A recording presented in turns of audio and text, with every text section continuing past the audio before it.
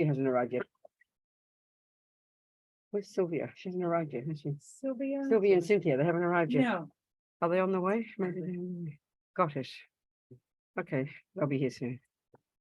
All right. Hello, people. Happy to see you all. Hello, everybody here too. And here's the mic. Okay. Put it around my neck. Yes.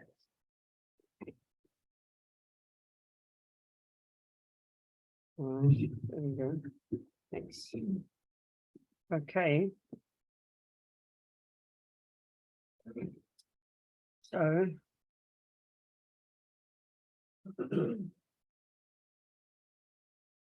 we think we're here to just think that tonight we're here to listen. I'm listening to, I promise. Think about, analyze, contemplate, maybe internalize, maybe practice. It's up to us. What we're listening, these ideas from the Buddha about how life is, what it like, what it's it's a worldview really about the way life is. That's essentially what Buddhism is. It's probably a surprise to us. We think it's how to meditate or something, but it's actually Buddhism is an extensive, both profound and deep presentation of the universe. I mean, you don't have to like it, you don't have to agree with a single word, but that's what it is, So we're going to discuss a particular approach called karma today, which is coming, with the Buddhist view of how things happen. What's the cause of happiness? What's the cause of suffering? What's the cause of this? What's the cause of that? This is Buddha's take on it. Okay. You can all hear me, right? Yeah. You can all hear me? Yeah? You can. Okay. And on the computer as well, you can all hear me, yeah? Yeah, good. Okay. All right.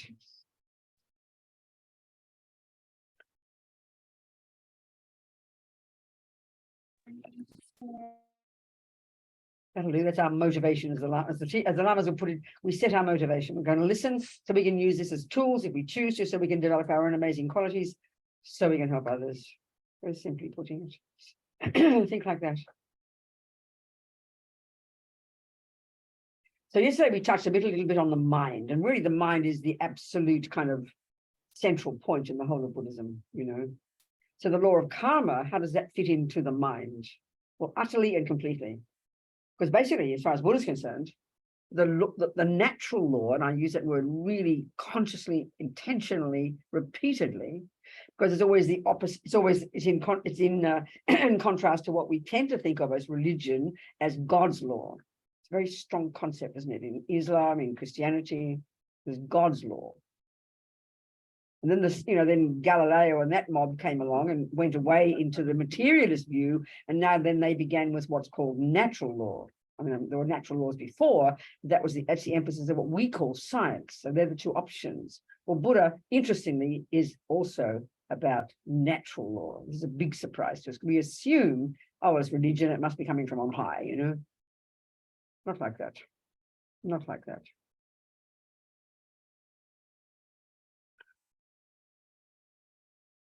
I always tell the story in New Zealand years ago, in a city called Nelson. We had a center there.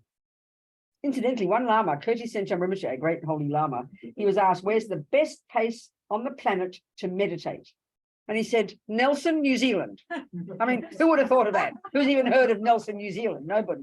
You would have thought India, Tibet, Nelson, New Zealand. That was unless he meant it as a joke, I don't know, but whatever. Anyway, it was in Nelson, New Zealand, this fellow in the audience, and it was a brilliant question. I've never heard it before or since. It's very fascinating. He happened to be a scientist. And the question was, who revealed the teachings to the Buddha? And it's a brilliant question because that's the assumption we all have, isn't it, about religion. We assume religion equals creator. Practically, don't we? So, of course, it's revelation. That is what Christianity is. That's what Islam is. It's coming from on high from God. I'm not criticizing this view. It's just not Buddha's view, that's all.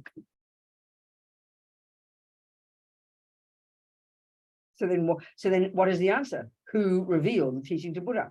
Well, as I said to him, would you ask who revealed the teachings about relativity to Einstein? Of course, he laughed. We all laughed because, of course, we wouldn't. Because we know Einstein was this fellow who used his noggin used his head, used his brain. He observed the way the world is, right? Didn't he? And he came up with various findings, right? It's exactly how we'd say it, isn't it? So then he kind of tried to, worked with them and eventually tried to prove them and codified them as laws. And then he presented them. And he says, this is what I found to be true. He didn't say, but you better believe me. He didn't say to swallow it whole. He didn't say he had a vision of it. He didn't have a dream. He wasn't making it up. It came from his own observation. This is exactly what we mean by science, isn't it? Well, it's so shocking and surprising to hear that's exactly what the Buddha is, It's exactly the same way Buddha approaches things. It's exactly the same. This is surprising to us. I'm not even being, but it's exactly the approach. Because Buddha does not assert a creator. Basically, he's saying we don't need creating. We do fine creating our own mess, and we do fine creating our own happiness. As the Dalai Lama said, karma is like self-creation. We're going to go into that.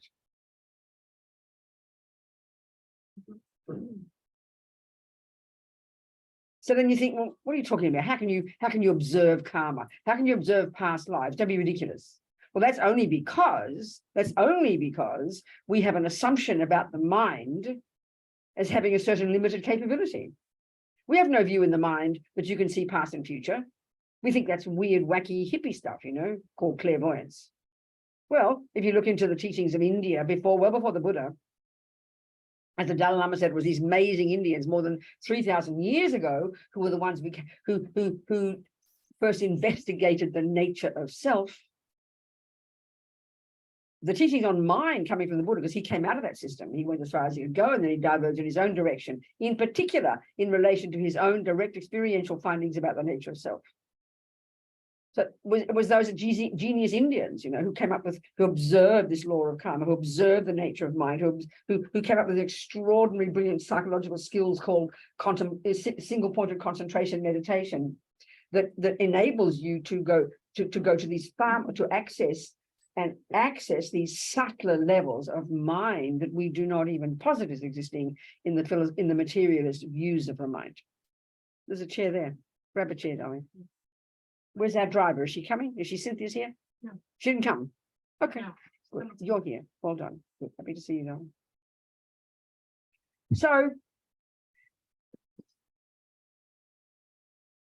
So then these teachings about karma, as opposed to coming from on high, which is how we, as I just said, how we tend to think about religious teachings, they come from on high, therefore come from revelation. And the fact is, in Christianity and Islam that do posit a creator, this is exactly correct view. It's exactly correct. It has to come from God, because God's the boss. God creates the universe. God is the boss, basically. I'm not being rude.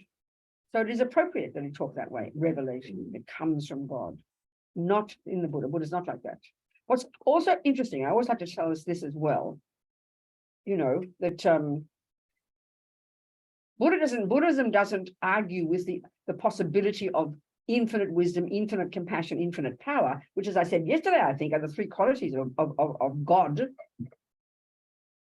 And they're also three qualities of what Buddhism would call a Buddha, a fully enlightened being. But the way I put that is humans, it seems to me, I'm very always kind of delighted by humans over the centuries in every corner of the planet, I've been looking into the meaning of life. How incredible, how rude we are just to dismiss them, We mightn't agree with them, that's okay, you don't have to. But how amazing that humans have spent their time, are spending our time trying to work out the meaning of life. How incredible. That's what scientists are trying to do. That's what Muslims have been trying to do. That's what the Australian Aboriginals have been trying to do. I mean, they got their own trip for like 40,000 years until the white people came along. And I mean, their view of the universe, they call it dream time, is so abstract. I can't even get my head around it. Humans that come up with our own ways of seeing the world. How amazing. We should be very respectful.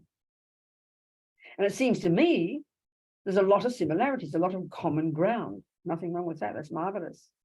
So I'd certainly say the creator views and the Buddhist views are very similar insofar as they posit the possibility of energy they call it God, Buddha calls it Buddha, that is infinitely wise, infinitely compassionate, infinitely powerful.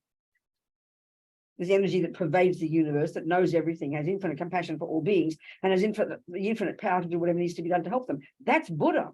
So they both got similar views, but the difference is the Christian view, the Islam view, would posit that energy is called a creator.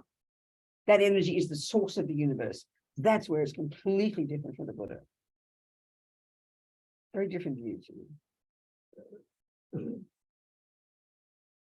The Buddha does assert infinite wisdom, infinite power, infinite compassion. The difference is every being, there's a lovely word in Tibetan, sem chen, which we translate as sentient being. I much prefer the actual literal translation, mind possessor.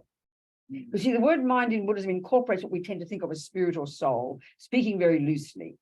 Not from the materialist point of view, we would point to the brain when we say mind. The Buddhist point of view, it's equivalent to the word consciousness. It's referring to that which is not physical. It's not the handiwork of a creator. It's not the handiwork of mummy and daddy. It is not the function of the brain. It's a very different way of seeing what the mind is. It's beginningless. It's endless. It doesn't need creating. Very different way of seeing. So this law of karma, is the Buddha has observed, is the law that runs minds. Or if you like, that all minds, all sem-chens, all sentient beings, it's the law within which we run, or that runs our mind, whichever way you like to put it. So the law of botany runs gardens, doesn't it? No one made up the law of botany. A botanist is not a person who comes along and makes up a rule and then forces gardens to behave like that. That's what natural law means. It is like that, and botanists have observed it. That's the crucial point. That's natural law. That's the Buddha's approach. So you don't have to agree with him. Karma's a hilarious view to us. We thought hippies invented it, in the 1960s. Been around for 3,000 plus years. An observation of certain minds, starting with these genius Indians, I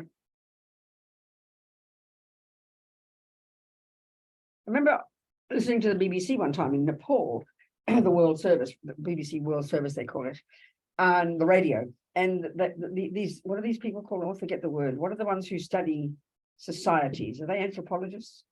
Is that what anthropology is? Sociologists. Not sociologists, another one. What's anthropology then?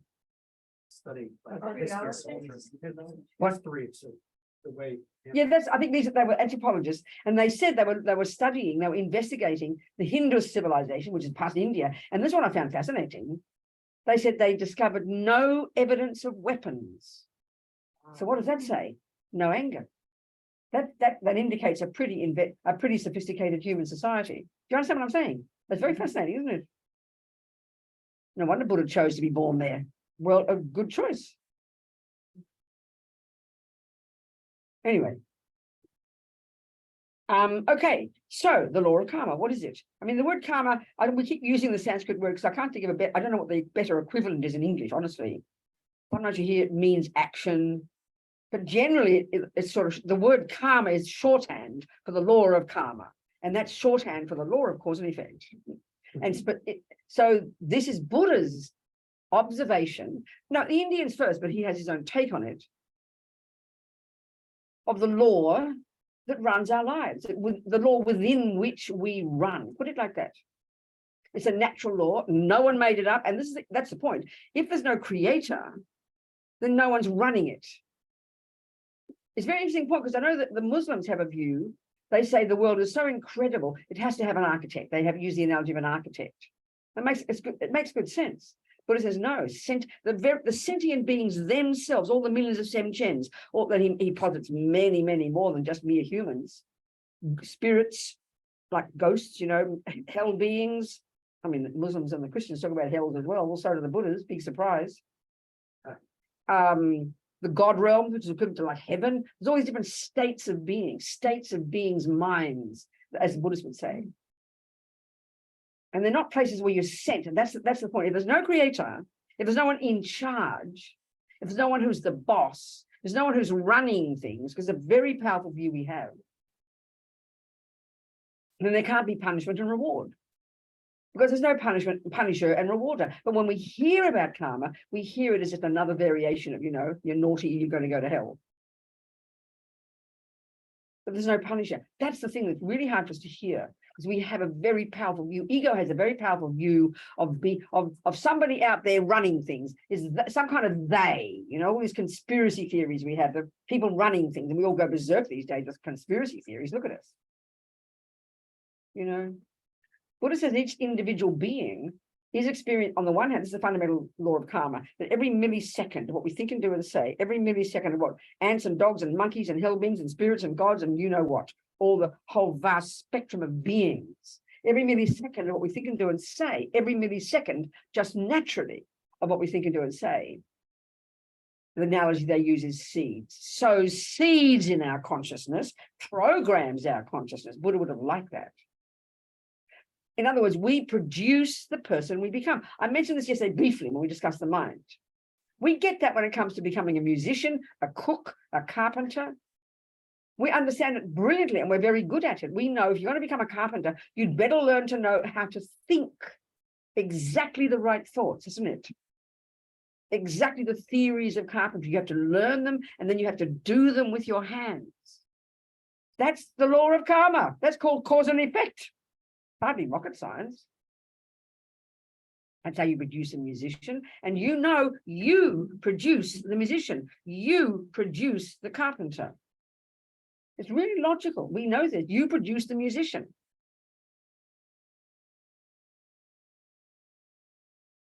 It's not random. It's not kind of pot luck, good luck, bad luck. It's very conscious, intentional process. Learning rules and laws about music, about carpentry, whatever it might be. You don't say, how dare you tell me what to do? I'm going to do carpentry the way I want. I don't believe in an inch. I want it to be a mile. I mean, you go crazy. You won't get a table. We don't have a problem with that, you know. We understand that. We accept that. But as soon as it comes to somebody telling us you may be a good person, otherwise you'll suffer, we think someone's going to punish me. We turn into babies, you know. We recognize what I'm saying. It's very fascinating. So the Buddha's idea is, the Buddha's approach, his view, his observation is, this is the natural law that runs the universe, that runs minds. In just the same way that a botanist is a clever human being who has observed growing things and then articulated what they have observed and then codified them as laws. And then you go and prove it for yourself, don't you? You don't just believe in botany. You don't just believe in math. Someone tells you 1 + 1 is 2, you better believe it. Believing it, what? This is the interesting point. But this is why we think of religion as belief. But from the Buddhist perspective, belief is like, if you just believe that 1 + 1 is 2, you can get away with it because enough people know how to count, but you can rest on your laurels with them, you know. But if your mother says, go buy me 5 oranges and you don't know how to count, you cannot buy 5 oranges because you don't know how to count. So believing in 1 + 1 is 2, believing in something is not helpful. It's a really interesting point. You can manage, but it won't get you far.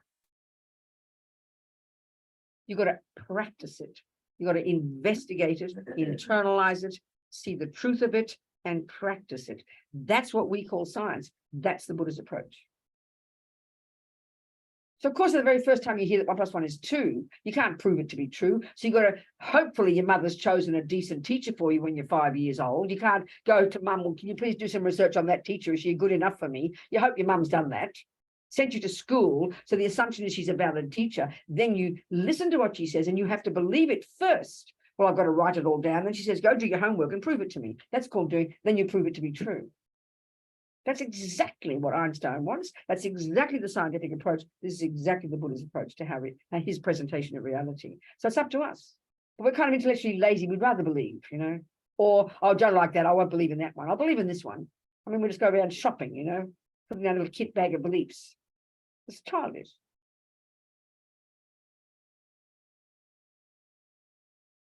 Are we communicating? This approach is very interesting. Maybe not communicating. Are we communicating? Good. Okay. So let's talk about the law of karma then. I want to see your face. I can't. Move over a bit. Squeeze, I want to see you. It's the tip of the computer there. That's better. There we go. Okay, so let's look at some of the facts and figures or the details about this law of karma, according to the Buddhist approach. Keep it simple on the earth. So this natural law within which my life runs, put it that way. Your garden runs within this natural law of botany. So you better, if you want a decent garden, you better learn the laws. So you first learn the laws of botany, and that'll explain what's there. It'll explain why there are weeds and why there are flowers. And then you better learn it properly so that you can then know, next step, what will I do with all this? Because you want to pull out the weeds and grow the flowers. A simple analogy for happiness and suffering. It's one way of framing the whole of the Buddhist path. It's kind of curious, interesting. Initially quite simplistic, but we can really see it's logical. The whole one way of framing the entire path of Buddhist path to enlightenment is in terms of how to stop suffering and how to get happy. So of course you've got to define what happiness means, and we have to define suffering. And this is presented really in depth in the Buddha's first teaching called the Four Noble Truths. He presents different. The first one is there is suffering. There are 3 levels of it. Then he presents there are causes of suffering. Then he presents there is a state of being free of suffering. You can accomplish that. And 4th is how to do it. Speaking very simply. That was the very first teaching he gave. Excuse me. So so Buddha's saying, you know what, guys, I found a method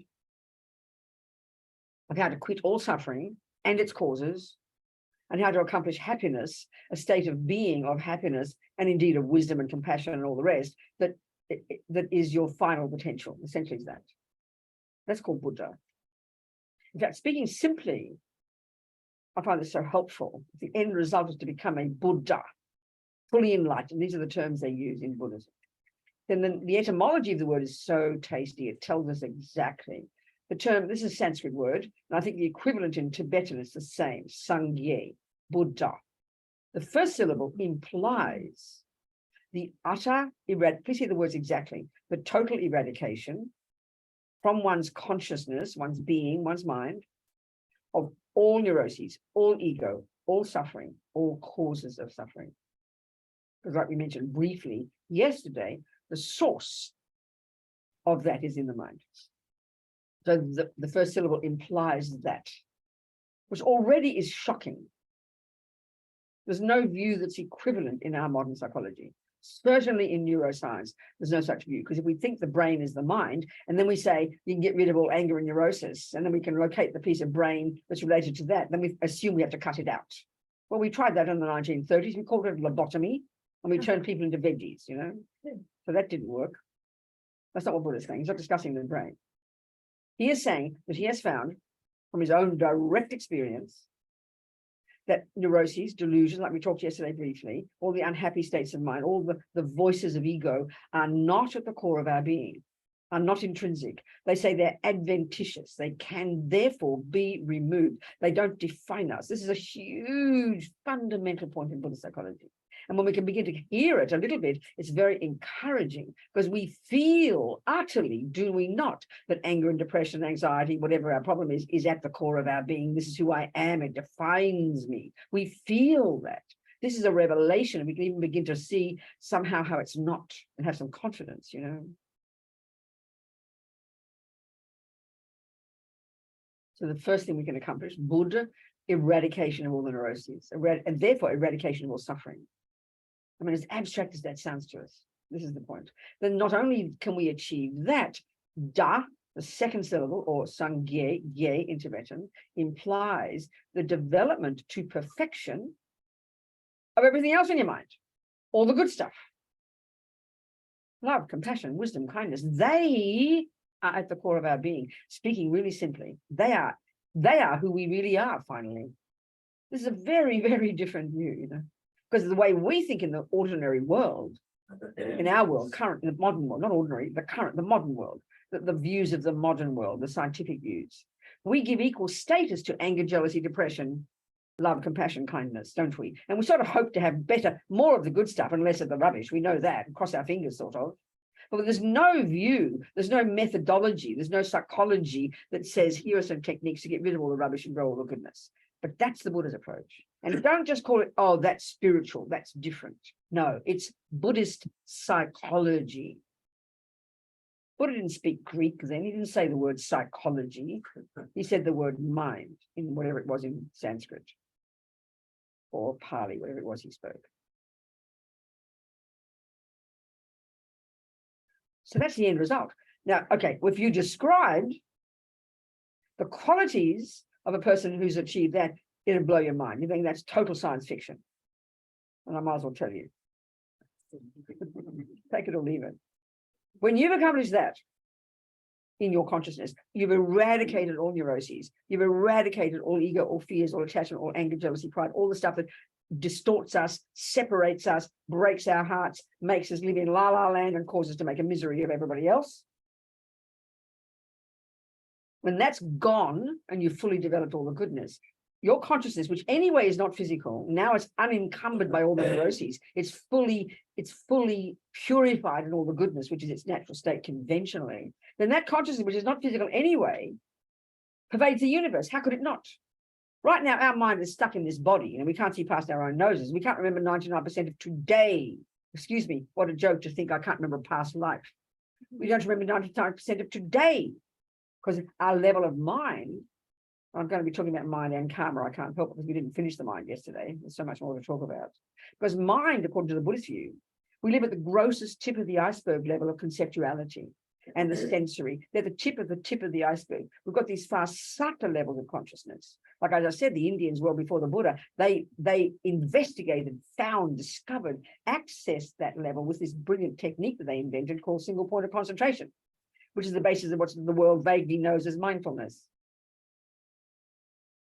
So we have these far more subtle levels of cognition, which is what the job of the mind is. So the mind, when it's fully developed, is as vast. It can only, you know how, I remember when I was a Catholic, I was a Catholic little girl. When I first went to Mass, I knew it was my job. I announced to my parents I was going to be a priest, you know. I said, you can't, you're not a boy. I couldn't understand intellectually. I said, you've got to be a nun. I thought, all right. Here I am, a nun. I wanted to be a Catholic nun when I was 12. See, I can't work it out. I always talk about this. I was so naughty. I was so wicked. I was so naughty. At 13, I think, when I was so naughty, my mother sent me to boarding school. But at the same time I was naughty, I was also in love with God. So I can't work out whether I'm on my knee in the kitchen begging my mother to let me be a nun like St. Teresa of Lisieux, or whether I was walking up and down Murrumbina Road, 13 years old, with my mother's high heels and lipstick and earrings, trying to seduce the greengrocer's son. I can't work out which came first. I was in my mind was all confused. Maybe it was simultaneous. I don't know. I'm a good girl and a bad girl at the same time, you know. I can't work it out in my memory. So she said, because I was so naughty, so she sent me to boarding school. And that's when I must have gone to Mass every day. So maybe I was naughty first and became a saint. I can't remember. Anyway, whatever, blah, whatever. But I remember when I was little, I loved the idea that God is everywhere. And I tried to work out what it meant, you know. I looked at the light switch. God is in the light switch. I couldn't work it out. I look at my homework book and I say, God is in the margin of my homework book. I couldn't work it out. I couldn't get my head around it, my poor little autistic head around it, you know. Anyway, I love the idea of God is everywhere. So Buddha's everywhere, Buddha mind. And when you are fully developed, you become that. Your consciousness pervades the universe. That's one quality you've got. Two, because there's no longer anything encumbering you, limiting you, because mind is pure in its nature. Two, you have infinite compassion for every living being. You no longer have a separate sense of self. That's the totally weirdest thing. Your consciousness, if you like, is as big as the universe. Therefore, you have empathy with every being. It's almost as if they were you. No separation. Because you've cut all ego, all separation, all nonsense, all fears, all dramas.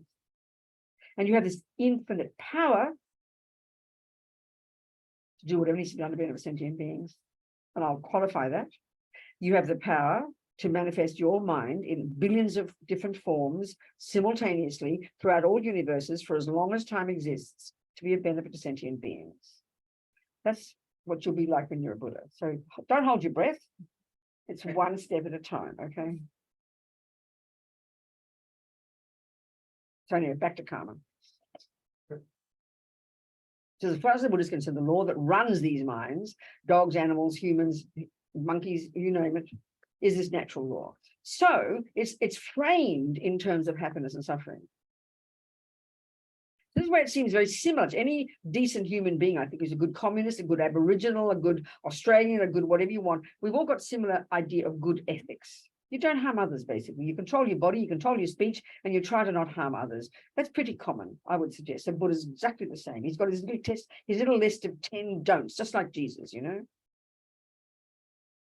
As his first, but the crucial difference, this is the very first step. In other words, the Buddha's view is that whatever goes on in my mind and then my body and speech on the basis of that, that's the process that is the process that creates the person I become, which means the process that creates my happiness and my suffering, that we are the one, our mind, our body, and our speech are the main players in the development of my happiness and my suffering. That's a fundamental point that Buddha makes. Fundamental. If that's so, and I want to be happy and don't want to suffer, he says, well, honey, child, I better start abiding by the laws of karma. So if I do want flowers in my garden, I better learn the law of botany. If I don't want weeds, I better learn the law of botany. It's sort of like that here. But the difference again is because we're so used to the punishment reward model and the creator concept, when we hear that Buddha, just like Jesus, says, don't kill, don't steal, don't jump on the wrong partner. 3 for the Buddha, 3 of the body, then 4 of the speech. He recommends we don't lie, we don't badmouth people, we don't talk bad behind backs, and we don't, what's the 4th one? Don't rabbit on about nothing. Blah, blah, blah, you know. So don't speak bad things about people. Don't talk behind people's backs. That's the worst one. Criticize each other and be political and find fault, and you become with that group and you go away against that group. You know, we all do that. It's so shocking. It happens in Buddhist centers all the time, you know. And especially if you've taken a tantric empowerment and you start bad-mouthing behind back the director of the center, for example, you just broke your 3rd root tantric vow, by the way. Just by the way. Some people I'm talking to online here. I've heard some gossips people online. So you can all look guilty now and wonder it was you.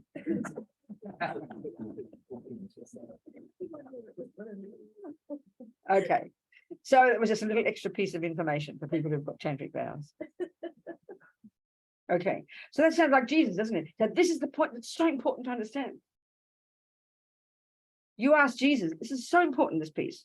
Why should I not kill, please? And you should ask. Don't just do what you're told without asking. You can if you're brave enough, but you should get some logical reason. And you know the answer? The main answer? Because God said. This is profound. And it makes sense if God's the boss. I always endlessly quote this, my Jesuit priest friend. I asked him, by definition, what makes something wrong? What makes it a sin? And this is the point. This is huge. He said it's because God said so. He said there's some aspect of natural law that people don't like getting killed. But the main thing that makes it a sin is because God said. This is profound. If you're a Christian or Muslim, this is incredible. It's the perfect way to live your life. I'm not criticizing it. It's huge. It's because he's the boss. Of course you do. Of course he's the boss. Therefore, you do what he says. Anybody who's got complete faith in God, that's how you'd be, and you'd have a happy life. I find that amazing. But that happens not to be Buddha's view, that's all. So you ask Buddha, excuse me, mate, why should I not kill? He'll say, guess what, Robina? Have you noticed that people don't like it? Have you noticed that people don't like it? That's natural law. It's hardly like rocket science. So that's what defines what they call a natural negativity. And indeed, there are some that are called Buddha's rules, like he started to develop rules when people start to live together. You know, so when the monks went begging, there's a rule in there that if you're begging and you really like your rice instead of the veggies, and you're not supposed to ask for anything, but you hide your rice because you want more rice from the next person, you break a vow. That's Buddha's. That's a Buddha's rule. So that's different. But natural negativities, they're the natural law ones, like killing and stealing. Do you understand my point? Killing, stealing, lying. These ones, you know. So the Buddha would say, you know, the killing is wrong because Robina, sweetie pie, ants and monkeys and humans in your hubby don't like to get killed, don't like to be stolen from, don't want to be jumped on by the wrong person, don't want to be badmouthed. It's sort of fairly evident. That's natural law, and that's what is defined in Buddhism as a negative action. But the crucial point here, are you all right? Yeah, I drove 3 hours. What, darling? I drove 3 hours. So you're a bit sleepy. No, my legs are falling asleep. Oh, you what? My legs are falling asleep. Oh, I'm sorry. No, don't be sorry. So I'm not as if I'm making you go to sleep. That wasn't going to happen. Okay, good, all right. I don't think I send people to sleep, do I? No. Only his legs. Okay, so I'm trying to. What's happened? We're okay. Yeah, we're good. All right. Okay, so This is the point I'm getting at. So this is the point. Generally speaking, and in this natural negativity, and we can all, I think that's what good ethics is, good secular ethics, if you can call it. Everybody gives just, you know, if you've got good ethics, you just know that people don't like getting killed, so you don't kill. Not because someone said, that's the point here, see? That's the Buddhist point anyway. I mean, whatever. So the point, but what's interesting is this point here. At the very first level of practice, in this practice of the law of karma, given the very first level, very simple, given that I know I don't want suffering and I do want happiness, then the Buddha will say, okay, honey, this is the first piece of instruction that if you'd like to follow it, this is my recommendation. Don't kill. Why? Because it is an action that harms another, but because it's an action that harms another, and because it's probably motivated by anger or whatever, then that, he says, but Robina, that will harm you. That will sow seeds in your mind, that will program your mind, that will produce future suffering for you. That's the energy behind why not kill in the very first level. It is defined by being negative because it harms others, but the reason at the beginning we miss this in the West to not do it is because this will cause you suffering. And that's what I mean by renunciation. You want to renounce suffering and its causes. It's just like you go to the doctor. She says, don't smoke. Why not? She doesn't say, because I say so. She says, because you know what, Robina, it'll give you cancer. And she shows you the video of the cancerous lungs. So it's for your benefit. It sounds heavy. You'd better not smoke, Robina. And she shows a video of terrible lungs. But what we hear is, it's like she's telling me she's going to punish me and give me terrible lungs. That's why we get panic stricken. She's going to send me to lung hell, you know. We know it's not like that. So then our problem, because we believe someone's going to punish me, then when we think if no one sees me do it, oh, I got away with it. That's infantile, but that's how we think about morality all the time. As soon as you do something naughty, you check around and see if mummy saw you do it. Mummy didn't see me. Oh, phew, I got away with it. This is like thinking because your doctor doesn't see you smoke, you get away with it, you won't get cancer. That's schizophrenic. So it's really about natural law. It's very powerful. So when you have a view of karma in Buddhism, you learn to become accountable. You don't need to be judged or rewarded. You don't need to be punished or rewarded. You are punishing yourself, just like with your cancer, and you're rewarding yourself. So that's the point. It's very powerful. You become very accountable. But we're so used to hearing it in religious terms as someone up there punishing and rewarding. That's why we get guilty, get neurotic, and then we blame. All that view, you know, it's quite powerful with view of karma. It's nothing to do with blame or punishment or reward. It's a natural law. That takes time for some reason for us to get our heads around, I think. So we just hear it as an alternative way of being, you're naughty, you know, and then we get all guilty. I'm a bad person. So the natural law of karma is such that any being, ants or monkeys or humans, whatever we think and do and say every millisecond is the process that is sowing seeds in our mind that will produce my future. It's just the natural law that every seed you put in the ground, no one makes it happen. It's just the way it is. It will bring fruits in the future. It's a natural law. So given the very first level of practice is about yourself, there's this nice analogy, the wisdom wing and the compassion wing. A bird needs two wings, Buddha says. The final point is compassion, to be a benefit to others, but that's advanced teachings. This is the very first level of practice, entry level, junior school, grade 1. Buddha says, you've got, you know what, Robina, you've got the potential to stop suffering, sweetheart, and this is your method. If you don't want future suffering, like your doctor says, if you don't want future suffering called cancer, guess what? You stop causing it now. It's really logical. You don't want weeds in your garden in the future, you stop planting them. You don't want future suffering, like, and we're going to go into the different ways that karma ripens, of future suffering rebirth, future suffering tendencies, future suffering experiences at the hands of others, or future suffering environment. These are the 4 ways our karma ripens. We're going to go into this. If you don't want that, Robina, then sweetie pie, right now, you better stop causing it because you're the boss. That's what's behind the law of karma. That's what's behind the kind of the concept of ethics in Buddhism. You're the beneficiary of it right there first. Then, of course, it also helps others.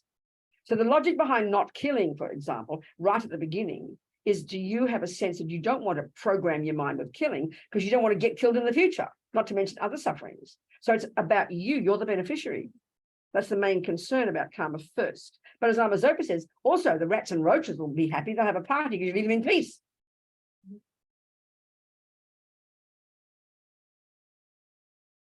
So you don't not kill because Buddha says, and you don't initially not kill because it hurts others. You start with you don't kill because you know what, it'll hurt you. This is a profound point, actually. I have to sneeze. I don't know quite. I want to sneeze. Yeah.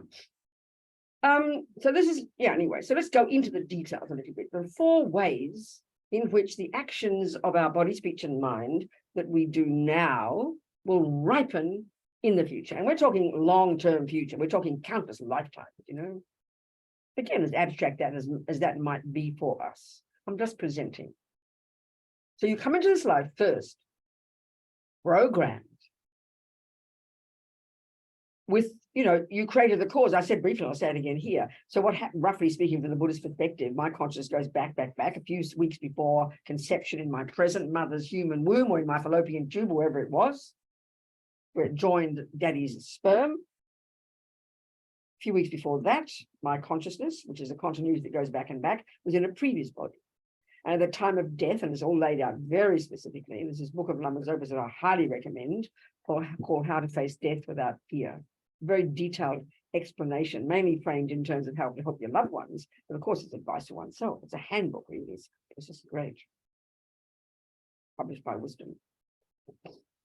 So at the time of our death, every one of us here, sitting here with our human bodies, we had to deduce at the time we started the death process, which is described in 8 stages of this sort of gradual deconstruction of all the components that is a person. At about this first stage, before we stop breathing, one of our billions of karmic seeds, specifically one of our virtuous karmic seeds, even more specifically, one of our virtuous karmic seeds of specific intentional non-killing, and even more precise, one of our karmic seeds of intentional non-killing practice within the framework of a spiritual path, and even more specific than that, as Lama Zopa says, practice within keeping vows of ethics, vows, which we're going to go into, we'll discuss this, within a spiritual path. One of those seeds was triggered that already programmed us, even before we stopped breathing, to a few weeks later, to find our way very precisely to our present mothers and fathers' egg and sperm. Karma is very precise. It's not random and no one is doing it. It's a natural law that does itself. First, that karmic seed was triggered, which determined we got this human body. Second, at the same time, all the trillions of karmic seeds that produce our personality traits. This is the biggest shock, because we all assume our personality traits came from mummy and daddy. They can share our similarity, share our personality traits. That's the way to put it. So your mummy might be angry, because she brought anger with her. And then you're her daughter, and you got anger too. You think, oh, well, I got my anger from mum. No, you didn't. You brought your anger with you, and then you come together, and you do your anger together. So this is a massive point. If you want to take the Buddha's view, the hypothesis is that you bring your own stuff with you. So the second, all these millions of karmic seeds triggered probably at the same time as the first one, which produces this body, is all the karmic seed that will produce your personality, your tendencies. You're being good at football, being good at killing, being good at love, being good at kindness, whatever it might be. All those tendencies, they were triggered. Already, it's in place. Third way that our karma ripens, we can see, like we discussed yesterday, we're very social beings, aren't we? Like Sylvia's question. We live in relation to others, pretty intense, animals and humans, certainly. We are totally social beings. We have very strong connections, strong, if you like, history with each other. So that mother and father you get is not a random event. They don't create you. They just hop into bed and have sex. Well, these days they provide the eggs and sperms and put them in Petri dishes, isn't it? But I don't know how quite that works, but it's an interesting point.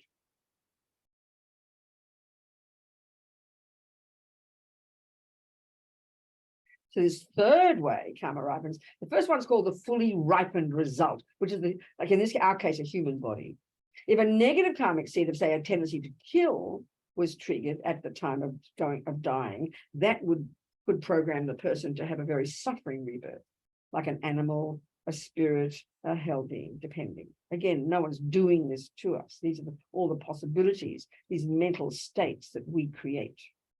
due to our actions, mental and physical and verbal.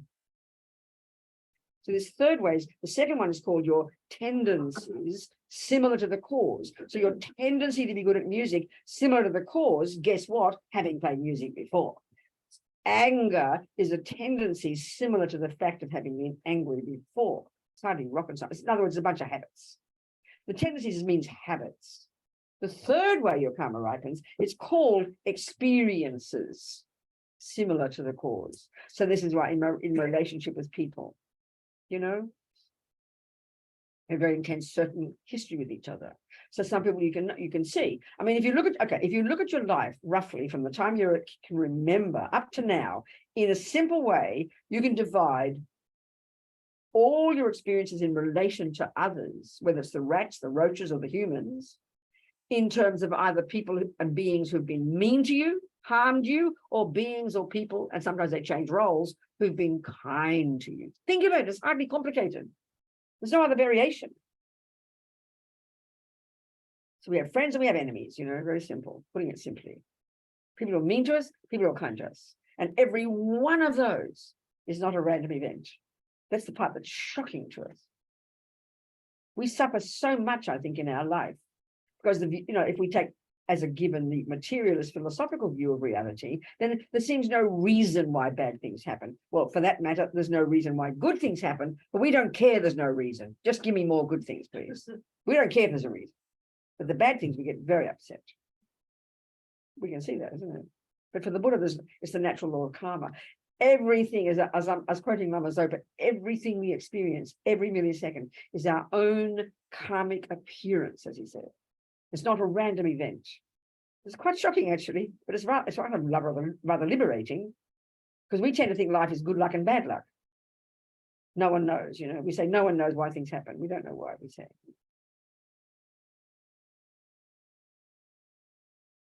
Everything, every millisecond, of what appears in front of you and what happens to you is the fruit of your past actions. You are the creator of it. This is such a stupendous view, you know, but it takes time to internalize, to think about, to want to think about, if you want to, you know. And the fourth way karma ripens, which almost sounds pretty abstract, but we can discuss it if you like, is called environmental karma, the very way the physical world impacts upon us. Now, I think you can think of, like, for example, anything. Think of like you live in a place that's very polluted. Could be just one area, you know, maybe Deerfield Beach is more polluted than the next town around because the wind goes a certain way, you know, you get the fresh air, so you're not so polluted maybe. Even one street can be like that, isn't it? Even one house. Next door, they're so polluted, you fresh air so you don't get polluted. We can even see that. So the way the physical world impacts upon you, that's the fruit of your karma as well, which is sort of, it's all explained in the text, but it's quite abstract initially. So, you know, we can look about COVID. So give an example. Okay, I'll give one example of, say, non-killing. The karmic result of non-killing would be you get, in terms of the rebirth, you get, say, a human birth. The karmic result of non-killing in terms of a tendency is obvious. You wake up in this life with no thought to kill. And I don't just mean not kill humans, I mean not kill anything. And we can see that's pretty rare, which indicates most humans have a tendency to kill.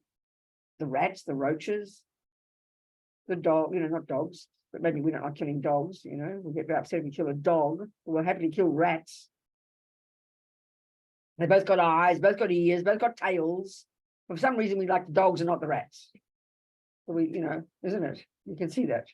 Anyway, we have a tendency to kill. We can see the world. It's rare to find someone who has no thought to kill.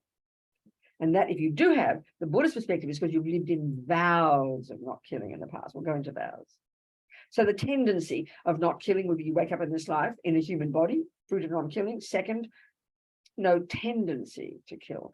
Third, an experience similar to the cause of past non-killing is that no one will kill you and you won't die young.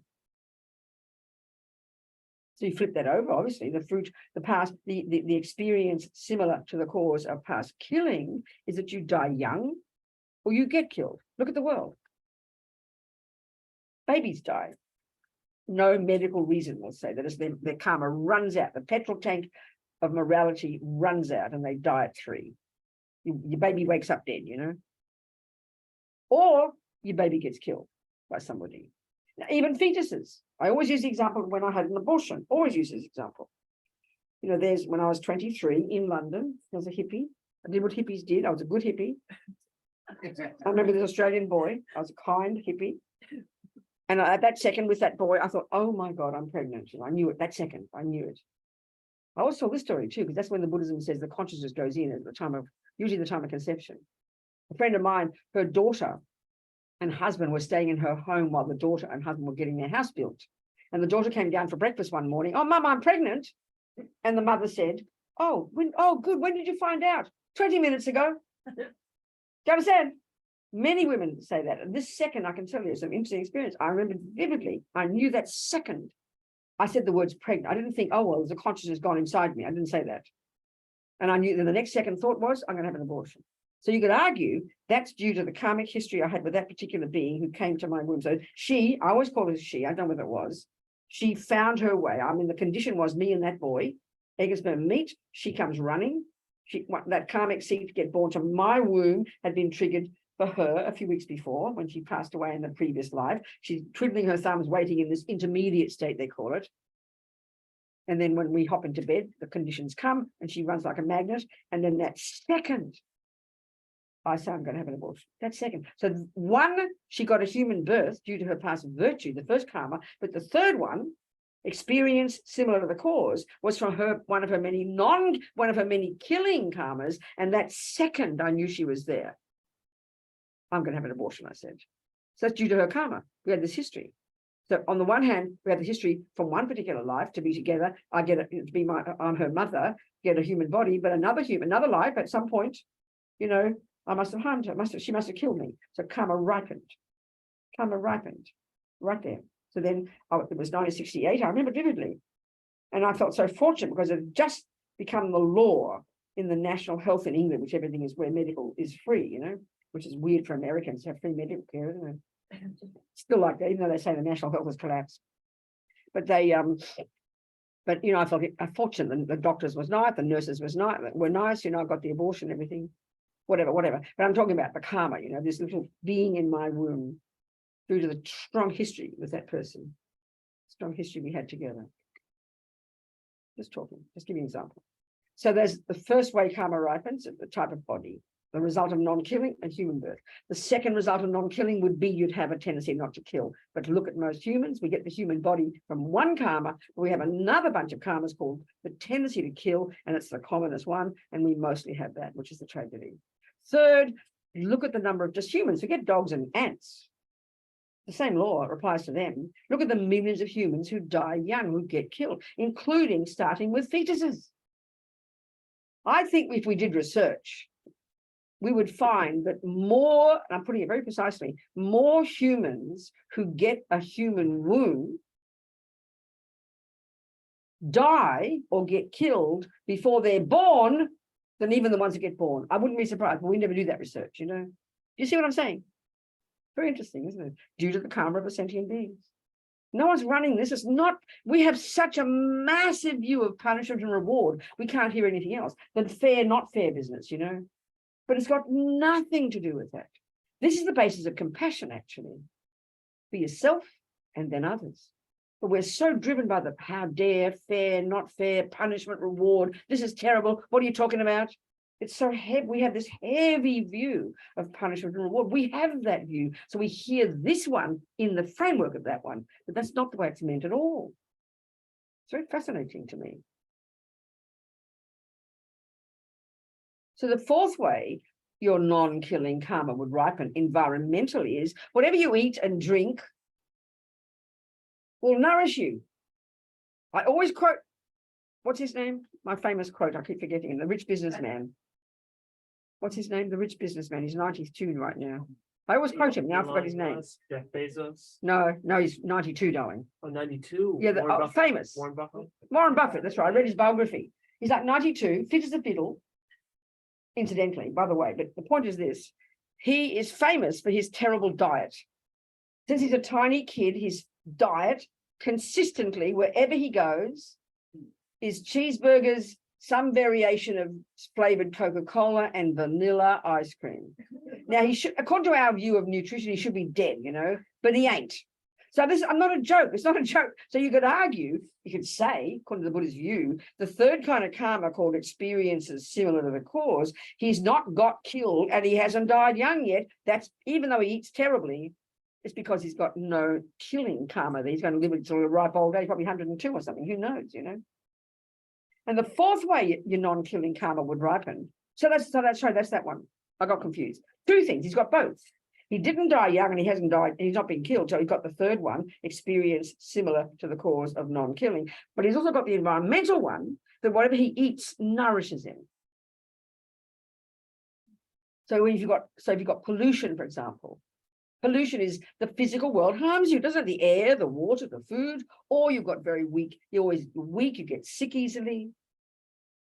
COVID, look at COVID. That's kind of, talk about collective karma of billions of humans. And this is environmental karma from past killing, such that just being close to each other, kissing each other, touching each other's hands, breathing each other's breath, we can die, you know. So disease is, that's like sickness and disease, where it's directly related to touching each other, knowing. So the world then has been the environment for us, such that when we have contact with each other, we can die or get sick. That's the collective karma of the human race of past killing, probably from 1,000 lifetimes ago. So there's the karma of the type of rebirth you get. There's the karma of your tendencies in that birth. There's the karma of how you're seen and treated by others. And there's the karma of even the way the physical world, just the world in which you live, impacts upon you. The main cause of all of these, one's past actions. So in this literal sense, the Dalai Lama says it's like self-creation. It's a pretty intense concept, you know. I mean, I think it's delicious. I love it. Because it says I'm the boss. And I'm not being sarcastic. Instead of guilt, shame, I'm bad. I'm not criticizing your faith in a creator. But most people who are Christian and Muslim maybe don't have faith in a creator. They kind of say they do, but they get upset when things go wrong, when you blame God. That's a terrible view to have. Lama Yeshe was so shocked when he heard about, when he was visiting his friend Geshe, one of his friends, I can't think of his name, in Italy, in the hospital. And the Italian boys were translating to Lama the things all the men in the ward were saying about God. He was shocked. These people are supposed to have faith in God. They criticize God when things go wrong. I mean, you can't have it both ways. I'm sorry. God is a pig, Italians say. Our Lady, she's a whore, isn't she? I mean, we were Catholics too. We never said a word. We would never say that, you know. And I told you the Argentinians were told, one Argentinian fellow told me they were even worse than the Italians. Are we communicating here? Yes. So now I'd like you to ask me some questions. Come on. I'm going to have to start unpacking a little bit. Ask me some questions. Where's my glasses? Ask me some questions. Yeah, what is it? Where? Good, darling. Talk to me. May I know your name? Melissa. Melissa, sweetheart. Talk to me. Why and how is a consciousness attracted to a certain fetus? And is there? Yeah, good question. Strong karmic history together. Strong history. She'd been my mother in the past. I mean, virtually like that, you know. So they say when you get like our relationship with our mum, whether she's a mean mum or a nice mum, we get the mum we deserve, if you like, if you think of karma. And so it's a very strong karmic relationship from past history. You run like a magnet to that particular mother and father from past history with each other. And then depending on how they treat you is also usually a karma. You know, mummies are mean and mummies are kind. We can see both, isn't it? Go on. Is karma specific? Like if I kill someone in the past and someone very, very specific to that. Or do I just suffer terribly? No, somehow? it can be but usually when it gets to things is because karma is very, very personal. Yes, it's not random. Oh, It's not random. It's not. You can get to the subtlest level of moment by moment things. Doesn't necessarily come directly from a particular person, but in general, when things happen that one called experiences similar to the cause, which is how you're seen and treated by others, that's very personal. I mean, you can see it, isn't it? You have intense energy with one person, immediately you adore them, or you can hate one person as soon as you even hear their name. That's really showing the history with each other. Indifference in its nature means who cares? You know, there's nothing grabs you. That's because at this moment in time you have no history with them. Do you understand? Do you understand? Does that make sense, Melissa? And, I'm fascinated by likes and dislikes. Yeah. Like, some people like this color, other Yeah, people like. That's all that due to color. karma too, honestly. That's from exact, that. almost like, for example, yeah, very much. That can very strongly, that's due to karma. Yeah, you like a certain food or you don't like certain karma. That's strong, especially for the most recent karma. You could say it's like that. Absolutely. Yes, very much. Very much. Yes. Yes. Is the fruition of karma inevitable? Does purification play a role? No, massive. Purification is doing your gardening every day, pulling out your weeds. And as Lama Zopa said, we're insane not to do the practice, not to do weeding every day. I'm using that analogy. That's a major practice. You've got to get ahead of the game, I mean, all the seeds are there, very well, especially you guys who live in Florida. You just have to look at a tree and it's already grown by the next day. So you really got to be on the case of pulling them out and controlling the garden. That's exactly the approach of purification. It plays a massive role, hugely powerful, especially Tibetan Buddhist approach. That's a practice we've got to do every day. Keep ahead of the game, definitely. So can purification, Bit louder, darling. so can purification avoid or prevent? Yeah, negative Absolutely. Okay. fruition of karma? Absolutely. It hugely makes a radical, it brings a radical difference to what ripens when. The point is, finally, when you've only realized emptiness is when you cut the root completely. The purification process kind of controls the garden and stops things from growing. But if you never realize emptiness, you're going to always be in samsara. So karma eventually is going to ripen again. So that's kind of a way of keeping ahead of the game, really controlling. Hugely powerful. And then having even bad experiences is a purification. And especially if you see it that way, there's many approaches that make have the function of cleaning up the mess. Exactly. Absolutely. Massively important role. Not being passive about it. Absolutely. Yeah. But it is not that the seed disappears, right? It is No, that the seed never remains. disappears until you realize emptiness. The seeds are always going to be there, but you kind of can taking control of it until finally, when you realize emptiness, you pull the seed out. Yeah, exactly. Yeah. Yes. Hi, Lisa. So my question is about either friendships or relationships, Yeah. marriages, boyfriend, girlfriend. Yeah. So when you're friends with someone for like 20, 30 years, Yeah. or you're married to someone, Yeah. and then all of a sudden, I know. You wake up one morning, you can't believe it's all finished, isn't it? It's like, who's this person here? No, it's like that. In the same way that a plant, it's a good analogy, has a certain life. Like roses maybe last a day. Some trees last 1,000 years. So that amount of energy is the same with relationships. That's why, from the Buddhist perspective, there's no view in the Buddhist view, no cultural view in Tibet, certainly, of you've got to stick together until you die, which is the Christian teaching very strongly. So, as Lama Zopa said, when the karma's finished, it's absurd to stick around. Of course you leave. So karma finishes. Literally, the karma's over. And you can see it. You adored this person for a while. And then all of a sudden, your negativity starts coming. You don't know what's happening. And then all of a sudden, you can't stand each other. It's so painful because we've got many, both virtuous and non-virtuous karmas together. And also we have the karma just to finish. Goodbye, honey, out of here. Absolutely. so even with a friendship, We can see it, Anything can't we? like that. We can see it. Some people, even with families, I mean, my sisters and my brother, we're, even though we don't see each other for years, we're close, got a strong, the connection's still there. Many people, it's finished with their families. It's not bad or good, it's just how it is. It can become bad because you don't care, but it's not good or bad in its nature. It's just how it is. Some people in families have no close connection with their mother, for example. It's not naughty, or mothers don't have, and this is a part of it, I think it's very painful. We all assume our mothers have to have this bond and adore their children. Some mothers can't stand their children. Do you understand my point? And no wonder that poor woman feels guilty. She's supposed to adore this baby and she can't stand the sight of them.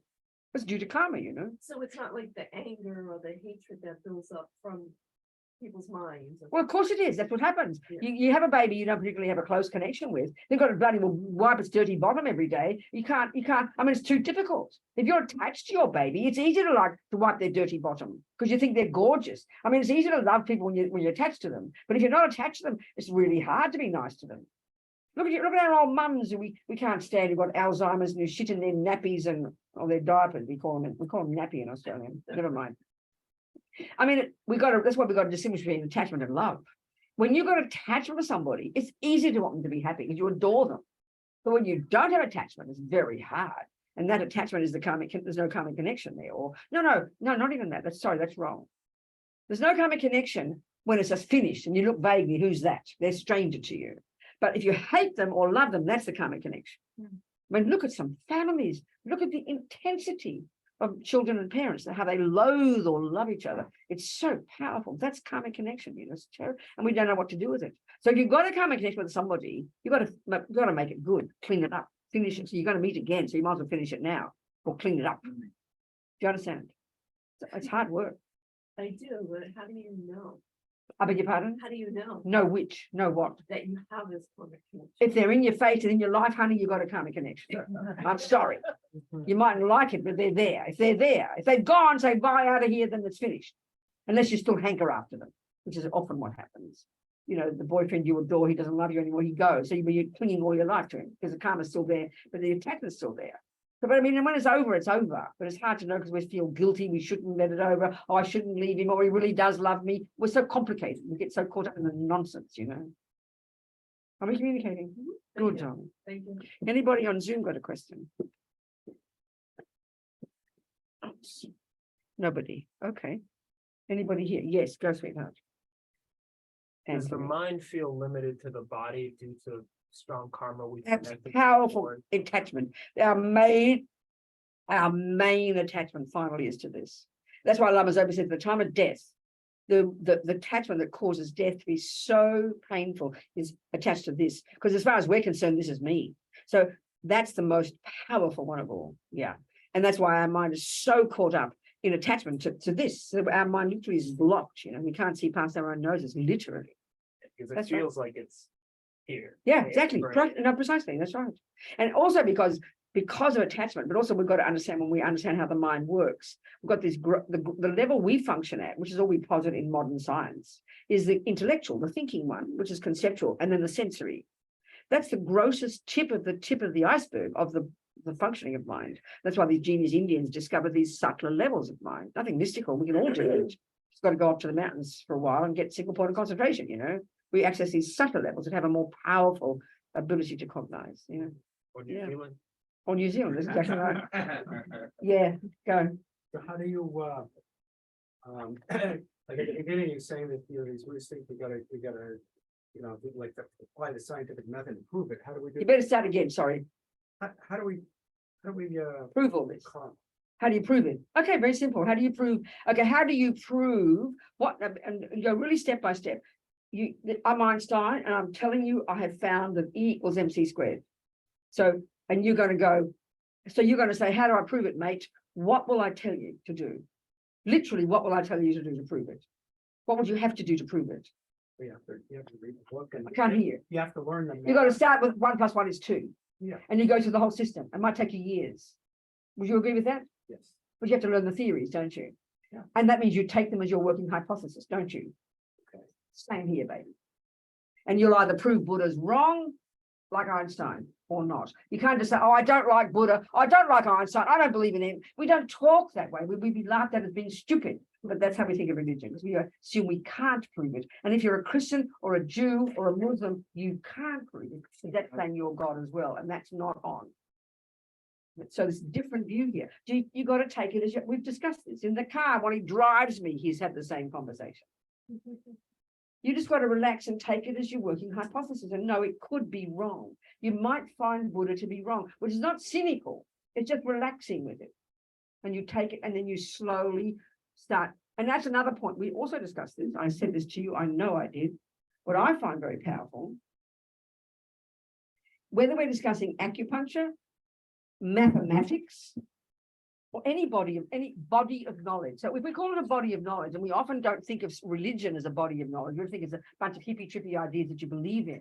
But here we're discussing a body of knowledge. It happens to be called Buddhism, which is a body of knowledge about the way the universe exists. That's what it is, okay? So if any body of knowledge, this is a crucial point, is valid, it's got to be first coherent intellectually, theoretically. Would you agree with that? Yes. There you go. Right. Relax and enjoy the process, honey. Do you understand? That means, therefore, this is very relaxed. It's not a question of shoving it down your throat and believing in it, which is how we think of religion. So you get neurotic and dogmatic. that's why in the Buddhist one, you see it in the Tibetan monastic university system and all the texts coming from India. There's many variations of interpretations of karma, emptiness, and they happily discuss them all. They call it Buddhist tenets. There are 47 varieties of interpretations of all of these things, all within the Buddha's teachings, and you will discuss them and debate them, not trying to squash it in your throat. Do you understand? So I really think it's so you can relax about it, not just be freaked out about it and shove it in and get dogmatic. It might be wrong, but you don't say that cynically, because you're working with it. You're working with it.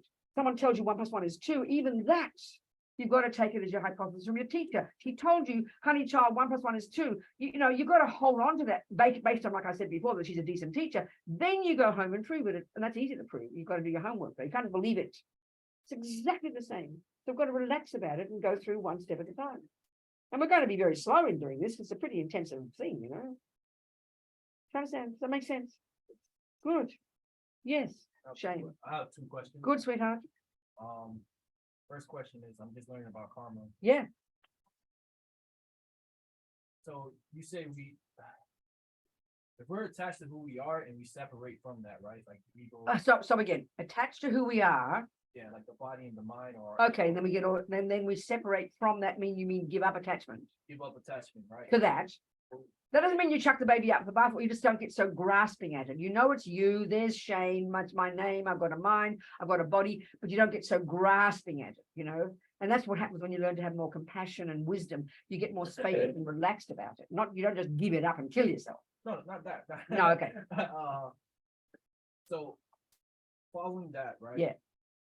Not detached, but don't be so attached. So yeah, that's right. So self-obsessed, in other words. You were saying when you're dying, there's an 8-step process, or The very detailed process of death. Yes. so separating ourselves. So once the process starts and the universe, What, darling?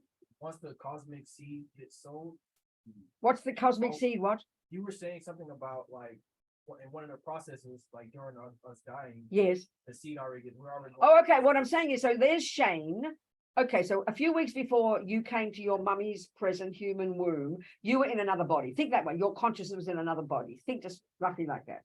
And at the time of your death, you must have died fairly peacefully, because one of your virtuous karmic seeds from a habit of non-killing was triggered, and that already programmed you at that point to find your way to your present mother's human womb a few weeks later. Then all the karmic seeds that produced Shane's personality were triggered. Then all the karmic seeds that produce your experiences in relation to others were triggered, and even the karmic seeds that present. So all your karmic seeds that became you and your life were already programmed. And then when your mummy and daddy hopped into bed, or wherever they hopped, after you left the body, you went there, and all those seeds start to ripen as your life. Okay, so I guess I was trying to understand if you can exist in 2 different. I might be mixing up a lot of. Go on, say the question. What? Can you exist in 2 different? Places? Well, will you ever run into yourself? Oh, okay. Like, No, it's funny. It's a really good question. Ordinary folks, presumably you're an ordinary person, not like if you're a highly evolved being, yes. But if you're an ordinary person, then there's just one of you. But for example, Lama Zopa Rinpoche, who passed away recently, people might know or might not know him. He's said to be a fairly highly evolved, realized being with no delusions, a bodhisattva. Already the lowest level of bodhisattvas can manifest their own mind in 100 bodies simultaneously. And so very commonly what will happen, and in his case, it is said to be that when he got born, so I'm writing his obituary, so I'm finding these things out. He was born in December 1945. Which was it? Wait a minute, which one was it? But the previous life hadn't died yet. The previous yogi hadn't died yet. So obviously the previous yogi could see it was beneficial. The time had come, he grabbed the opportunity and hopped into a new womb. He was able to split his mind off, if you like. They're able to do that. That's not uncommon, but only when you're highly advanced, because you have power to do that. You understand? But as a normal person, you won't bump into yourself, I promise. If you do, you won't be surprised, because you're kind of, I mean, it sounds weird, but the lowest level bodhisattva, and there are 10 stages of developing it, are able already to manifest their own mind in 100 different bodies, driven by their powerful compassion to be of benefit to others. Dogs, you can be an ant, you can be anything. They say like that. That's a good question, yeah. But when you're a regular person, no. But to keep working at it, Shane, you can become many people, then helps lots of people. Have many Shanes all around the world, okay? Question. And you can wave to each other. What else? Yes, Thank you for doing. okay. I drove 3 hours here. What? I drove 3 hours just to be here, just to see. You what? I drove 3 hours. Oh my just to God. see you. Well, I hope it's worthwhile for you. Yes, just your presence. I'm so happy, thank you. I have a question. It's a little bit abstract. Please go. So we're talking a little bit more of the macro, like where we can see people, but karma in the subtle reality, what is the mechanism of action that causes some karma to be activated? No, I know. Well, that's why it's a good question. What's your name? Adrian? Adrian. So, Adrian, they always, in the teachings, it sort of seems a bit simplistic, but it's a really good analogy. They use the analogy of seeds and fruits. So if we can try and get the idea that there's your consciousness and everything you think or do or say, kind of, it programs you is a good way to put it. It programs you. It's obvious. If you play the piano every day, it's programming you with the habit to play the piano. It's fairly reasonable, isn't it? So it's the same with our emotions. And that's the big difference in our culture. We don't think that. We think, oh, I can be angry every day, but we don't think it makes us a more angry person because we blame everybody else. But it's really logical. So we're programming ourselves. So if the tendency is strong in your mind, the programming, so you're kind of like you're digging a groove in your mind that your mind goes to that every time. And then when it's really strong, your speech will express it and your body will do it.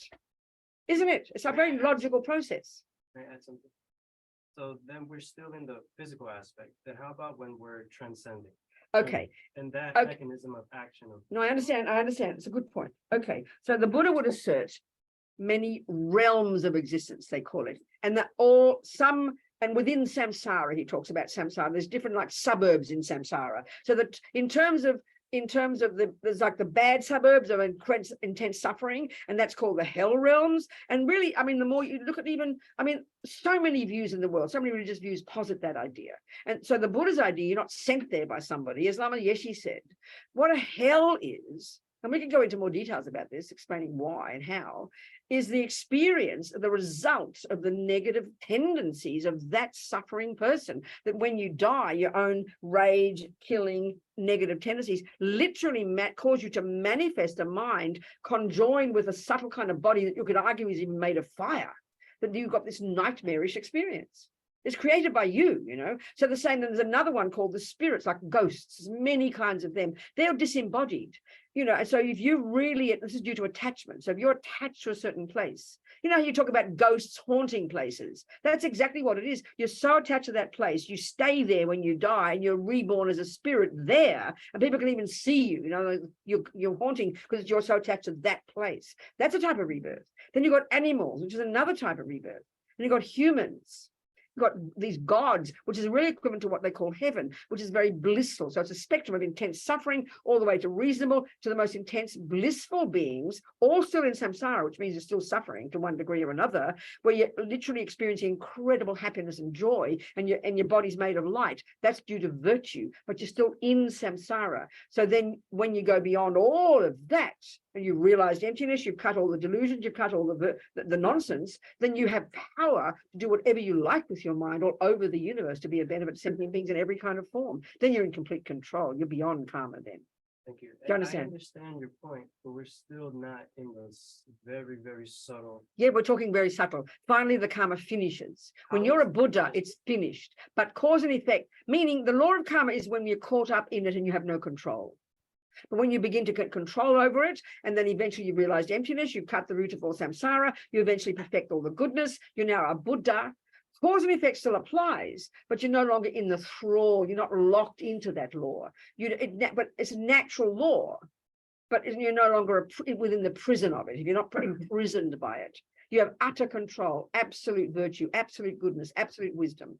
And you can do what you like where you want, only to benefit others. So then that's still speaking of I. What time? Specifically speaking of the mechanism of action of karma, the energy that changes, the action. Yeah. Not the The I. energy that changes the action. What do you mean by that? Like, let's say we transcend and I'm not the No, I. no, don't keep that simple. What do you mean by transcend? I've already answered that piece, so clearly what I said didn't help. Specifically, I'm saying the energy, the karmic energy, the essence of karma, what makes it activate without myself?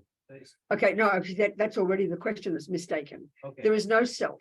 Ultimately, there is no Adrian that's made. You're kind of asking the question that there's an Adrian that runs it. There's no Adrian that runs it. It runs itself. It's a natural law, like botany. You put all the conditions together, you get rain and moisture and water, and I mean, it's the same thing, soil, the seed, it will just manifest naturally. There's no boss. Same in there. There's no doer. You're looking for an eye that does it. That's the Buddha says there isn't one. You get my point? no, Which bit don't you get? that there is no mechanism of action. There is, I didn't say there wasn't. You want a boss of that action. So then, You want someone to be running it. You're saying what makes it happen. You want a boss to run. So look at your question. So if you don't like that answer, tell me and ask me in another way. then is it that everything is unorganized, that it's organized? Everything is organized, but there's no organizer. You want an organizer. Maybe you have to have faith in God, a creator. I'm not being rude to you. Oh, no, I'm not being rude now. I'm really not. This view of karma is a natural law that runs itself. But we all want a boss. When we're going to talk about emptiness, aren't we, at some point? Was that in the list? Yeah, tomorrow there's 6 perfections. Oh, does it say that? Listen, okay. This is what we have to think about. Maybe go further to more tomorrow. But I think it's related to causes and conditions. Of course he is. Causes I and know. conditions But he are- wants a boss. He wants a boss. I'm going to talk about emptiness. Listen. like the movement Adrian. of it. No, but it's happening every millionth of a second. It happens naturally. What So why isn't that answer enough for you? It happens naturally. define that? Can you Naturally go- means nothing. You want someone to be running it. You want someone to be calling the shots. You want someone to call the shots to make it change. It happens naturally, just like the law of botany. You have earth, you have various conditions together called earth, seed, water, and then all those together, you can turn away and go to sleep. The plant will just naturally grow. That's natural. So it's okay. Keep going, I have Adrian. process that because it's like it's unorganized. It's but totally logical. So what causes the logic to? It's self. It's a natural law. What is that self of The, law? what do you I'm mean? confusing myself. I know. It's okay. Don't you want know what you want? You want this is where it's the most subtle point about the one of emptiness. The Buddha's saying this is where it's difficult. There's Adrian. We label you Adrian. We label it karma. We label it computer. Whatever it is, any entity. It's a name. We define it, and then what the Buddha's saying is within that there is nothing intrinsic. There's no independent inherent karma there. It is karma. It is a law. Or so we use the self. It's just the same. There is Adrian is the name we give to this package over here. So what we believe instinctively that in here somewhere there's a little kind of mini me Adrian that's the self that runs everything, that decides everything, that makes things happen. Now that is the equivalent of a creator for the universe. And Buddha says we don't, that's an addition. It's a bell and a whistle that we have made up. When we realize the absence of that, you're out of samsara, baby. I mean, I'm just telling you something. So just keep thinking, keep studying, keep reading, keep practicing. Yes. So what can I do? You said the karma ends. At some point, we don't have karma. With When somebody you've else. realized emptiness and when you've perfected that realization, the karma, all the locked in the prison of cause and effect where you have no control is over. You're out of samsara. But in a practical way, you said that at some point, say you had a connection with your partner, and all of a sudden you don't anymore. That's different discussion. That's So then you put a certain amount of gas in the tank between two people. Let's say you're together for 45 years in one life, being very loving and kind and virtuous, and you die. Guaranteed you're going to meet again really soon. It mightn't be the same relationship, but you'll be virtuous and kind and loving to each other. And then that'll be that'll last even maybe longer. Or now you start then, but maybe that will finish and then the negative karma will ripen. You start being mean to each other. So it's as much goodness you put in as much will come out. And karma grows. A tiny seed can bring many, many, many fruits. Can I do something to affect it, my good action? You grow them, nourish them, and do more of them. And you get rid of the negative ones by stopping doing them and purifying them and putting atomic bombs under them. That's what practice is. Do you understand? Pull out the weeds and grow the flowers, babe. Do you understand? Yes. Yes, Shane. Good, darling. You go. Go, go, go. But, Yes, Kaveri, I'll be with you soon. Go. Okay. this whole process- Bit louder, Shane. Through this whole process, since there's no creator, right? That's the Buddha's view. does something guide you? Like, so Okay, stop. So there's Shane, and Shane is made of a body, and then Shane has got a mind, and the mind has negative and positive tendencies, depending on which ones are more strong. You know, you've got many parts of your mind. And so you've got your wisdom, you've got your intelligence, you've got your kindness, you've got your anger, you've got your jealousy, and depending on which one is more strong, that'll be the one that'll run the show until you start having some awareness of it, where you learn to step back and observe your mind. That's a pretty intelligent thing to do. Many people don't want to do that, but if you've got that ability, that shows you've got some strong intelligence there, some self-awareness, some good ethics that enables you to do that. There's many parts of your mind that all work together to do this, and then you can learn to change your mind. You can observe the difference between negative and positive, and that's a lot of intelligence, which mostly humans, we have it, but we don't often exercise it. So that's your own mind is what does the work. You don't need a boss. You don't need a little I in there to do it.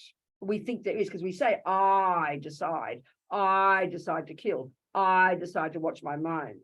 We say that label, but we're over exaggerating the object of that I. So I guess I don't want to say I, but I just want to try to Just say I, it's okay, so relax. the true self, right? The one that's observing everything, right? So I've had The true self what? one that's observing. So I've had No, that's not the true self. That's just, no, your eye's not observing. A part of your mind is observing another part of your mind. Your eye's not observing. We call it I.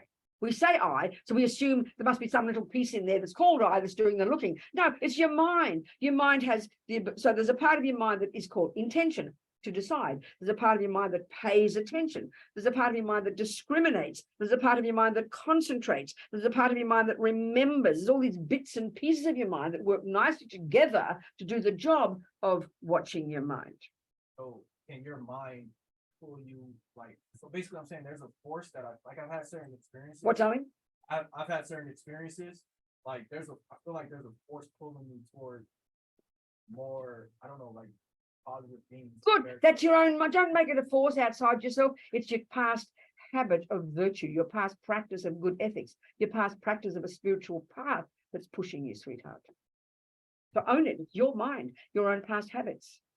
Like a person when they keep thinking about fishing. I'm not being rude about fishing for poor Melissa's grandson. It is a tendency there, it pushes you in a certain direction. You know, you might say, oh, there's a force pushing me to fishing. No, it's not a force, it's your own habit from having done it before. So if you've got a force pushing you towards spiritual, honey child, rejoice and keep following it. Aren't you fortunate? You've done it before, so don't waste this precious life. It's not a force outside you, it's your own habit. I'll be communicating. So own it, Shane, be delighted. Do you understand, darling? You sure? Yes. I got one more question. Okay, go. Go. Again, this is about like mental health. Go, honey, go. Resistance to that stuff. Resistance Yes. How do you let go? How do you Of what? practice letting go? Of and what? not creating resistance? What do you mean resistance? That Oh, darling, there's lots of parts of us. So, you know, you might say anything. It doesn't matter whether it's tennis or killing or a spiritual path. You see Federer, you see him playing tennis. You go, oh, I'd love to be like that. I've got a habit. But then you suddenly get tired. Oh, I can't be bothered to go to tennis today. So you've got to start having enthusiasm. You've got to go against the habit of laziness. And that's attachment to comfort. That's the one that holds us all back. Oh, I want to sleep. Oh, I can't be bothered. Oh, I'll go tomorrow. It's too wet. It's too cold. It's too hot. That's called laziness, and it's attachment to comfort. So you got to remember the benefits of being a tennis player, the benefits of a spiritual path, and that'll force you to pick yourself up and say, "Shut up, Shane. I'm going to go." You drive. You develop a new habit of enthusiasm in your mind. We all have that one. We're all lazy as any. We'd rather be comfortable. You know, put our feet up and watch the telly. Well, now it's Netflix, isn't it? We call it the telly in Australia and England. You know, you watch the telly. Are we communicating, people? Time to go home. Look, 8:13. So what's tomorrow's Got a subject? question online. Oh, there's more here. Wait a minute, sweethearts, wait. What's the topic tomorrow? The sixth perfection. What's the day tomorrow? What is it? 11 So we've to got 2 4. more days. Yes, 11 to 4 tomorrow. The 6 perfections, achieving our highest potential. And then And Sunday. Sunday is death and impermanence. Oh, is it? Okay. Well, we'll see what happens, won't we? Yeah, whatever. you We'll just guys- follow on to where whatever we you are want. today. Okay. We'll keep going tomorrow. Yes, Melissa. In the relationship and when the karma is done. Yeah. and you leave, but you can also make a decision to stay. You could, yes, absolutely. And that's where, that's where got to be. Especially if it's like I think especially if it's say, well, it depends. No, it kind of depends. But it's got to be coming from a good place, not, hopeless and lazy. And I'm sure he really does love me, even though he beat you up every day. That's when it's ridiculous victim mentality. There's no benefit because you can't work with it. If you're a bodhisattva, you'd happily stay and let him beat you because it's all grist for the mill for your practice. So we've got to know where we're at in our growth and know what's right, what the right relationship is. So let's say you're at work and be just the boss who's a creep, but it's good for you. The job is worthwhile. You've got a good practice and you can use it on your practice. Then it's a very wise decision. But if you just allow yourself to be bullied and become a victim, that's a disaster. You've got to have a good reason to do it and be capable of handling it. Then it's a very brave thing to do, to use it as your practice. You purify so quickly by doing that. Do you understand? Yes, Melissa, absolutely. Yes. One question on- Yes, I know that. Tell me your question, sweetheart. So speaking of everything happens naturally and we have to own our own precious lives. How do we know naturally that we are born like this life? Everybody has different purpose for life because everybody is different in their own way. They are special in their own way. But how do I determine my purpose just by looking at natural? Okay, a good question, darling. So a practical way to look at that is, Shane is saying he feels this, he calls it a force to move him towards a spiritual path. He's feeling that, which would be the karma of having done it before. So we need to know ourselves well. Even in a practical sense, what job will I get? Well, you look at your tendencies, you look at what you're good at, you look at what gives you pleasure. So of course, if killing people gives you pleasure, you wouldn't follow that. You try not to, but you can look at yourself and see what you're good at, and you learn to develop that and make that part of your spiritual path. Okay, but then how do I know that how close I am towards the spiritual path? Like, is it my last life or the second last life? You don't have to worry about that. Just you have to learn to be where you are now, know your mind well, want to practice want to become a better person, want to be less negative and more positive, and just move in your own pace, in your own direction, one step at a time. And as we keep moving, we get more wisdom, sweetheart. Okay. You understand? But you see, part of our problem, well, maybe we'll certainly have to talk about this. One of our main attachments is attachment to what people think of us. It's a primordially deep, terrible suffering that we all have that's so natural we don't even notice. And this often what completely holds us back. We're scared to make decisions. We're even too scared to know what do I want, because we're worried about what mummy thinks and daddy thinks and the next door neighbor and the world. We're very afraid to really look at what we want. We need courage to do. Listen to me before you talk. Listen to me. Really listen to this. You need courage, sweetheart, to really check what you want. Then you see, but you have to have courage to know it and not worry what other people think. Are we communicating? I have passed that 8, 7, 8. I don't think so. Yeah, no, actually, people now make fun of me that I'm attracted towards spirituality and I'm attracted towards meditation and I spend so much time towards it. People make fun of me. It used to bother me 8, 7 years ago, Okay, but not fine. anymore. So what are you asking me? What is your question? If you are on a spiritual path and you seem so developed on it, where's your problem? Where's your question? So the question is arising in my mind these days, is this my last life or the second darling, last? don't ask such intellectual questions as that. Because if you were so advanced, you'd know the answer. If you were okay, I'll give you some clues. If you were close to your latest life, your mind would be pervading the universe. You'd have no delusions. You'd have no ego. You'd have total clairvoyance. You'd have perfect single pointed concentration. Your mind would be in the state of utter bliss all the time. And you'd have infinite compassion for countless people. So if that's you, then honey, you're close to enlightenment. Okay. If not, you have a way, like the rest of us, you have a way to go. Okay. All All right. right, thank you. Thank you. so Yes. much. All right. We shall go home now on that. Thank you so much, sweetheart. Okay, everybody. Thank you for the answer. It's a pleasure. So Juncture Central, Rinpoche, Maki, Panam, Kegu, Chik, Kepa, Nyampa, Mepa, Yang, Gong, Ne, Gong. What that says is, may bodhicitta, which is amazing. Bodhicitta is not compassion, it's the result of compassion. And it's a paradigm shift in your mind where, you know, you only now think about this, which is a way to go, people. But so we're just thinking, does that prayer is may the bodhicitta that is in the minds of beings, may it grow, and where it isn't, may it develop. So basically, may, you know, that, and then we dedicate thinking this 90 minutes, we've all been here together, as many moments of there have been, is as many seeds we've planted. Every millisecond we think we're dropping seeds in our mind, we're programming our mind. So we delight in all these seeds we planted, and we think I'm going to nourish them from this second forward with my practice, my effort, my path. So I just keep moving, okay, and be delighted. So may it all ripen as my Buddhahood, no matter how long it takes. So I really then can be of benefit to countless suffering sentient beings. Okay? Thank you. Thank you. See some of you tomorrow, hopefully. Thank you, Adrian. You have to drive three hours again? I'm gonna probably sleep in my car. You're gonna what? Probably sleep in my car and then. Can't you take a hotel, or is that too expensive for you? Because I want to wake up in the beach and do massage. That's very nice. Oh, well, that's very nice. That's a very good plan. That's a good plan. Well done. I create my own destiny. You have got it. I can see that. Well done, Adrian. Okay, darlings, goodbye. Thank you so much, everybody on Zoom as well. See you all somewhere, I don't know where. Thank you, thank you. Thank you, darling.